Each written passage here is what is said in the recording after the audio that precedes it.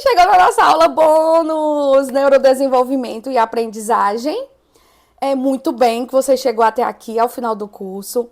O neurodesenvolvimento, ele é um processo de formação, organização e maturação do sistema nervoso do cérebro ao longo da vida, certo? Então, o crescimento cerebral, ele é gradual, tá? Igual o cronológico, igual o corpo. Então, ele envolve formações de conexões neurais, desenvolvimento das funções cognitivas. Ele também vai aumentar atenção, memória, linguagem, raciocínio, controle emocional, funções executivas. Tudo isso o cérebro vai crescer junto com o aluno na estatura, na idade cronológica. Por que eu falo tanto idade cronológica? Porque nem sempre a idade cronológica é a mental, certo? Por exemplo, deficiência intelectual. É um pouco difícil o deficiente intelectual ter a mesma idade cronológica da mental. Muitas vezes é menos, certo? Ele tem menos idade. Por exemplo, ele tem 7 anos, mas o pensamento dele é de 4, 5 anos. E também altas habilidades de superdotação. Muitas vezes não tem a idade cronológica certa. Exemplo, ele tem 7 anos, mas a idade mental dele é de 8, 9. Sempre é para frente. Ou 2 anos para trás, 2 anos para frente, podendo ser mais ou menos, dependendo do grau de deficiência intelectual, de autismo, de altas habilidades, enfim. E aí, a aprendizagem é um processo de aquisição de conhecimento, lógico. Mas ele não vem só com isso. Ele vem também com a aquisição de habilidade, comportamento, com experiências, interações e estímulo do ambiente. Então, o ambiente modifica o indivíduo modifica o ambiente. Quem é que fala isso? 2 autores da pedagogia, que se chamam Piaget e Vygotsky. Então, todos os dois, ele vai falar a mesma coisa, certo? Um fala que o indivíduo muda o ambiente, o outro fala que o ambiente muda o indivíduo. Então, os dois juntos, perfeito. E a relação do neurodesenvolvimento e aprendizagem, eles são inseparáveis. O neurodesenvolvimento permite aprender fortalecendo o cérebro. E ele também, essa aprendizagem, ele vai alimentar o outro. Qual é esse um alimentar o outro? O corpo alimentar a mente alimentar o corpo. Por quê? Até no nosso estômago tem memória. O nosso estômago tem neurônios de memória. Sim, nosso estômago tem. Então, essa aprendizagem vai um alimentar o outro, vai fortalecer o cérebro e vai crescer. Então, o neurodesenvolvimento e a aprendizagem, eles não são separáveis. Por isso que é tão importante as terapias, a medicação quando necessário, porque isso vai um alimentar o outro e vai com certeza ter um crescimento e uma aprendizagem. E na visão da neurociência, aprender muda o cérebro. Por isso que muitos autistas ou TDAH, deficiência intelectual, enfim, neurodivergentes, têm muita resistência na escola, no aprendizado, porque a resistência do novo não é só mudança de ambiente, mudança de tecido de roupa, mudança de professor, de cuidador, não é só esse tipo de mudança concreta e visível, também é uma mudança interna mental, porque vai criar conexões com os neurônios, vai fortalecer circuitos neurais, então tudo isso vai impactar neste aluno. Então, essas conexões, eles vão fortalecer o cérebro.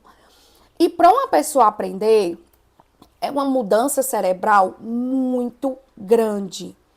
Gente, aprender muda o cérebro de um jeito que se a gente conseguisse ver assim em vídeo, vocês iam ver. Gente, é o circuito passando de um lado para o outro. É muita coisa junta. Então, o cérebro pode aprender, reorganizar, se adaptar. Isso é fundamental na inclusão. Isso acontece na neuroplasticidade. A neuroplasticidade é a capacidade de imitar, certo? Por exemplo, se eu bocejar aqui de verdade, você que está assistindo estiver bem concentrado em mim, você também vai bocejar de verdade. Então, isso é neuroplasticidade, a capacidade dessa imitação. E essa neuroplasticidade, ela é fundamental na inclusão, certo? Porque também a emoção influencia a aprendizagem. O aluno precisa ter segurança emocional para poder facilitar. Muitas vezes os pais vão deixar os filhos na escola, não é nem a criança que chora, não, são eles que começam. E aí, dessa forma, o aluno vai se sentir inseguro. E aí ele vai chorar também, não vai querer ficar na escola, lógico. Então, essa segurança emocional vai facilitar. Agora, esse comportamento dos pais vai bloquear. E aí entra você, cuidador, para dizer, paizinho, mãezinha, tá tudo bem. Não se preocupe. Vá ali falar com a professora do AE, vá ali falar com a nossa psicóloga, a nossa psicopedagoga, independente da escola que você esteja. Vai falar ali com um profissional, com a coordenadora, certo? Para quê? Para que o aluno não veja esse estresse, para que o aluno consiga realmente sozinho e se desenvolver, certo? Atenção e repetição. Gente, a porta de entrada é essa repetição. O ensino pela repetição é uma porta de entrada maravilhosa para a aprendizagem. Então, a repetição, ela fortalece o aprendizado. Então, na prática, com alunos neurodivergentes, o neurodesenvolvimento ele pode ser mais lento, diferente e irregular. Mas não quer dizer que a aprendizagem não vai acontecer. Então, o papel de cuidador, profissional de apoio, agente de inclusão, é o quê? Organização do ambiente, estímulos, mediação, segurança emocional, tá? O que prejudica? Falta de estímulo, ambiente desorganizado, excesso de cobrança e falta de mediação. Tudo isso vai prejudicar, vai bloquear ele. E o neurodesenvolvimento, ele é como o cérebro se forma e se desenvolve. Neurodesenvolvimento, certo? A aprendizagem é o que ele constrói com isso. Então, um depende do outro, certo? Quer dizer, você depende da família e dele para entender o desenvolvimento dele, para ele mesmo conseguir se desenvolver, certo? E você aprendendo como esse aluno aprende, você vai ensinar como ele aprende, que gente, esse é o básico. Qual é o básico do cuidador, profissional de apoio, agente de inclusão? 2. Aprender como ele aprende e ensinar para ele, certo? Mediar tudo da escola, para que ele consiga ter autonomia.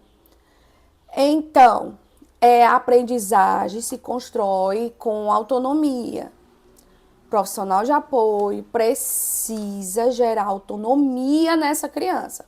E precisa do apoio da família, certo? Se a família ficar fazendo tudo para o aluno, ele não vai ter autonomia. Então, você precisa também estar pedindo para o coordenador, professor de AE, quem esteja lá, né? Até o próprio professor tá conversando isso com a família, tá? Você sempre evita estar em contato direto com a família, tá certo? É bom pedir para outras pessoas falarem, certo? Para você também se resguardar. Então, o seu papel é sempre conectar a teoria com a prática, certo? Se na teoria a professora tá falando sobre soma ou sobre as sílabas, por exemplo, você vai mediar isso no concreto, certo? Então, o cérebro, ele funciona de uma forma. E aí, o cuidador vai fazer dessa forma.